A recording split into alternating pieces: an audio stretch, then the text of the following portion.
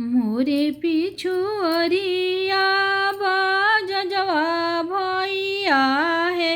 ए भैया छठी जोगे सड़ी ले आई त छठी मैया ससुरवा जई है।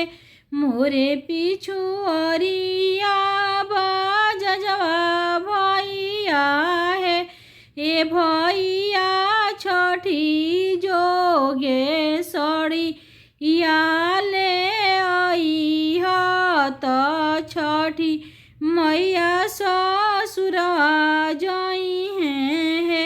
मोरे पिछुअरिया से नुरहरवा भैया है।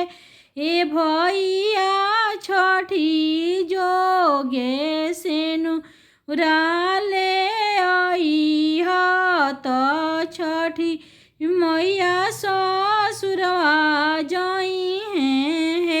मोरे पिछुअरिया से नुरहरवा भैया है। ए भैया छठी जोगे से नुराले आई त छठी मैया ससुरवा जई है। रोवे लगली काने लगली छठी मैया है। आहे कौन दई बाधैले छठी के दिन अढ़ाई दिन के नई हर बारिश दिन के सासुर है। चुप हो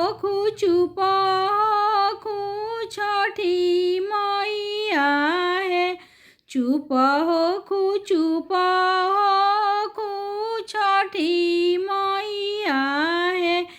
आहे सूरज भैया धैले छठी के दिन अढ़ाई दिन के नई हर बारिश दिन के सासुर हो। आहे सूरज भैया धैले छठी के दिन अढ़ाई दिन के नई हर बारिश दिन के सासुर हो। मोरे पिछुअरिया चूड़ी हरवा भैया हो। ए भैया छठी जोगे चूड़ी ले आई त छठी मैया ससुरवा जई है। मोरे पिछुअरवा सोनरवा भैया है। ए भैया छठी जोगे झुमका ले आई त छठी मैया ससुरवा जई है।